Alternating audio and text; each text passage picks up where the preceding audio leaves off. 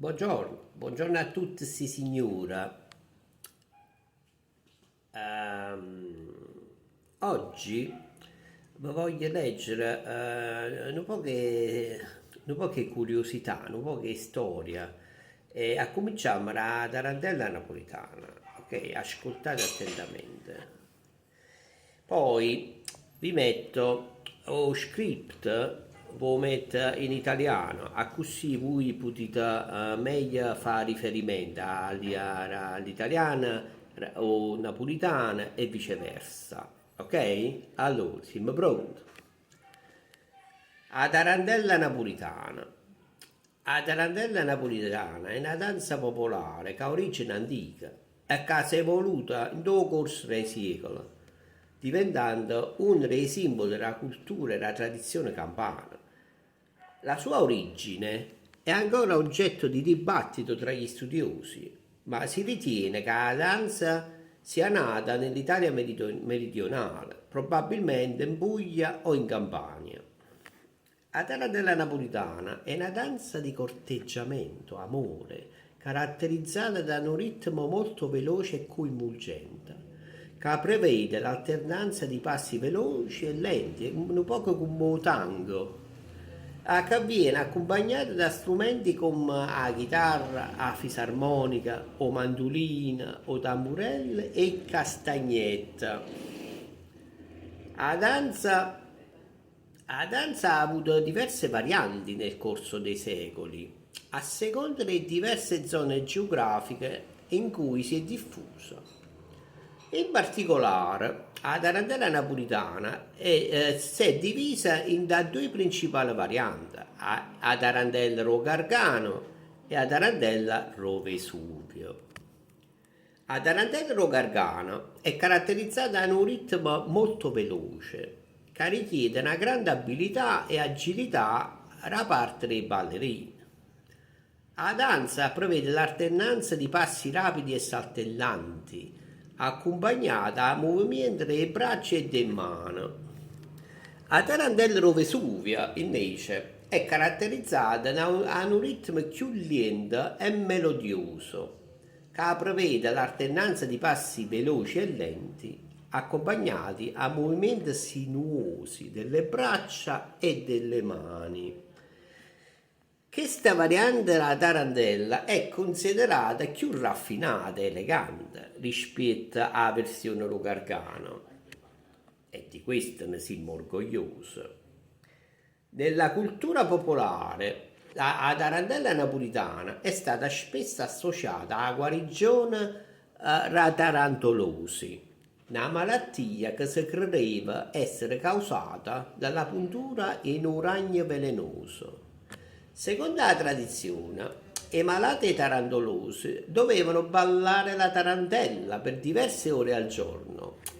Ecco perché amo, adoro la mia città, che sti cose sono una meraviglia, sull'arte e leggere, finché non raggiungevano stati estasi che li guariva la malattia.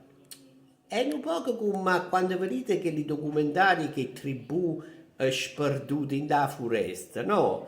Che si fanno, no? Si fanno che con l'erba, che è droga naturale, vanno in da quella dimensione, estasi. Non è che poi siamo tanto lontani, eh?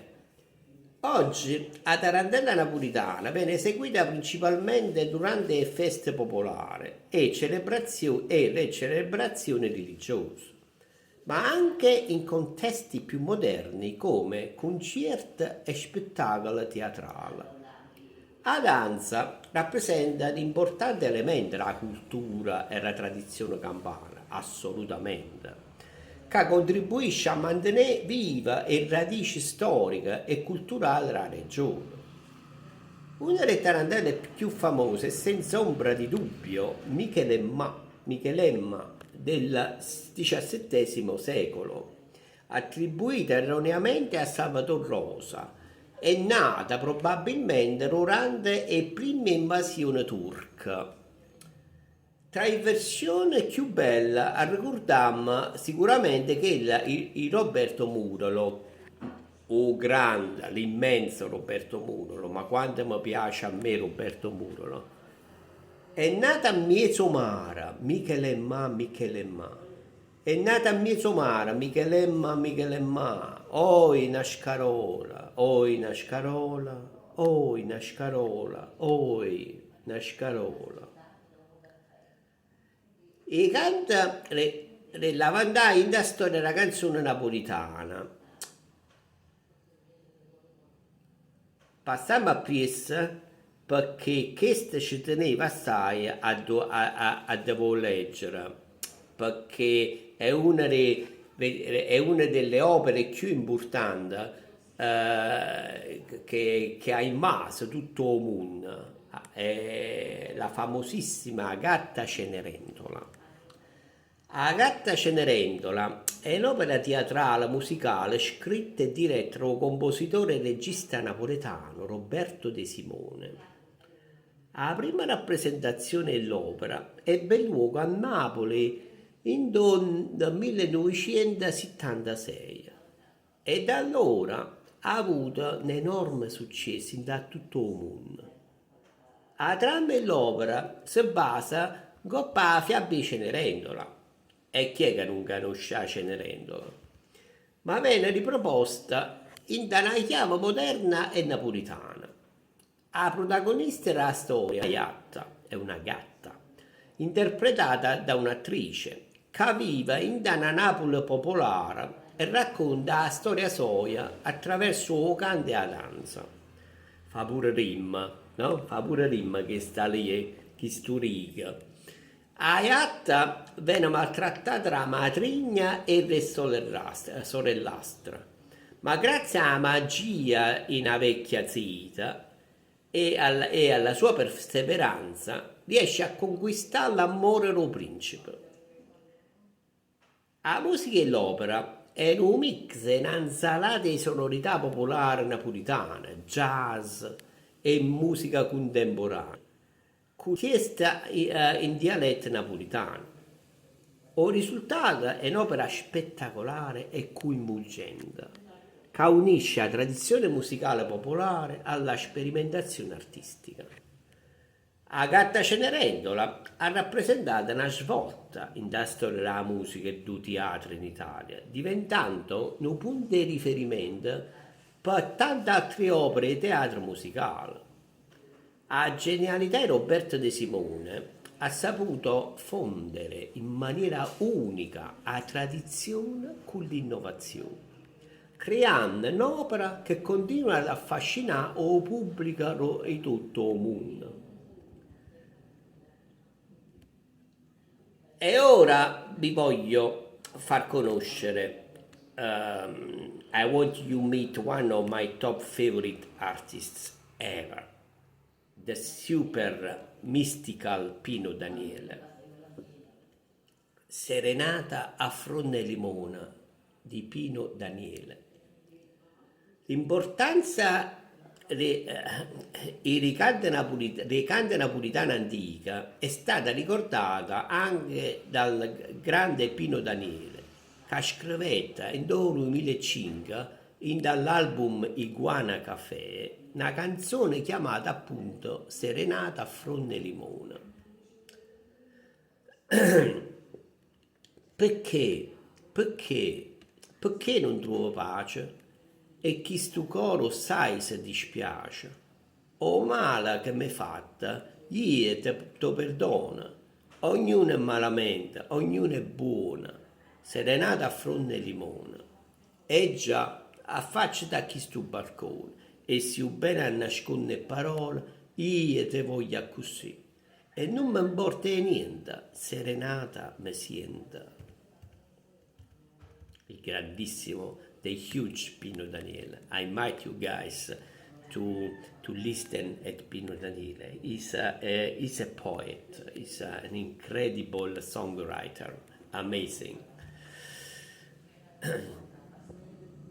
All right, guys.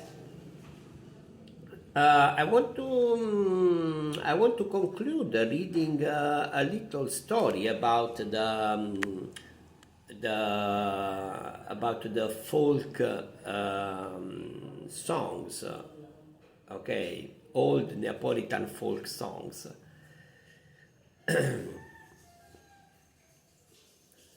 La storia delle cante popolari napolitana risale almeno al XVIII secolo o 1700-1800, quando Napoli era una delle capitali principali della cultura europea. In quel periodo la città era famosa per la musica, l'arte e la letteratura. I canti popolari rappresentavano una forma di espressione culturale molto diffusa tra la popolazione locale. La nascita dei canti popolari napoletani è strettamente legata alla tradizione orale, che permetteva ai musicisti e ai cantanti di strada di diffondere le loro composizioni da tutta la città. Sorry. Questi canti popolari napoletani antichi erano spesso improvvisati e venivano eseguiti accompagnati da strumenti tradizionali come o mandolino, la chitarra e l'organetto. Durante il XIX secolo, o 1800-1900, i canti popolari napoletani raggiunsero il loro apice di popolarità, grazie in parte alla diffusione della cultura italiana in Europa. In questo periodo, molti artisti di successo come Enrico Caruso e Mario Lanza, leggende della musica napoletana, registrarono versioni delle canzoni napoletane, contribuendo alla loro diffusione in tutto il mondo.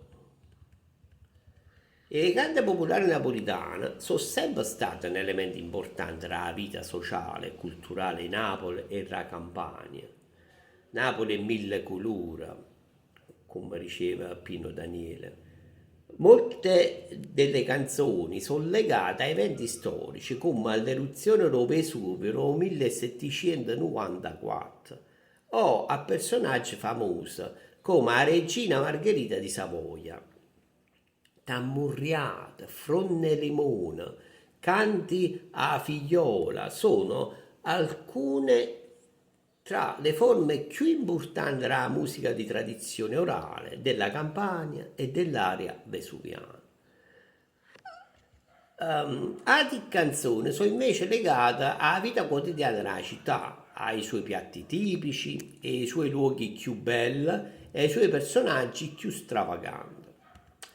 Oggi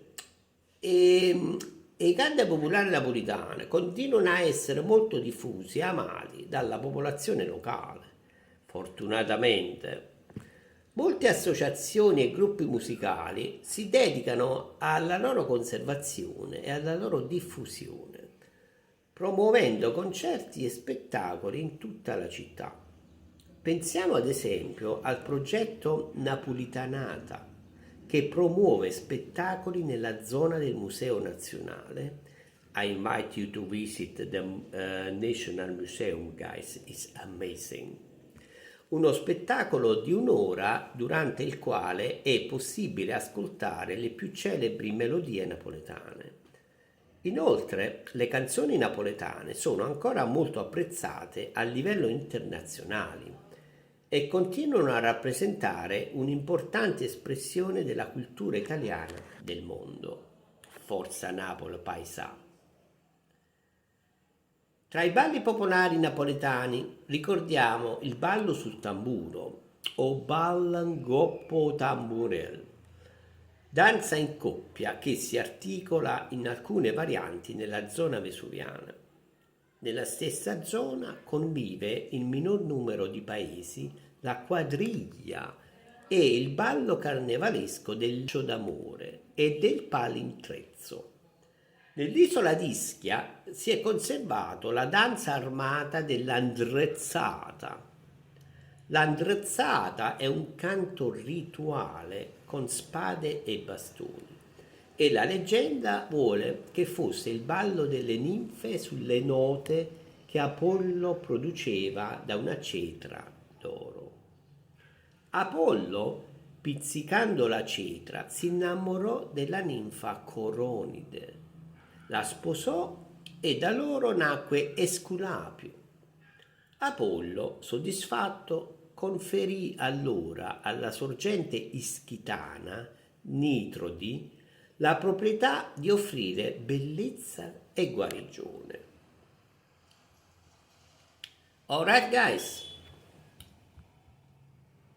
thank you very much for spending these 15 minutes with me with this lecture mix Neapolitan and Italian.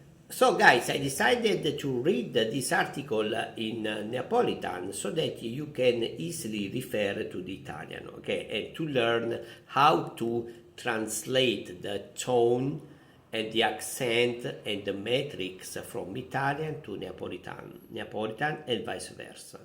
Okay? Thank you very much and see you next. Bye, Forza Napoli, how are you? Ciao.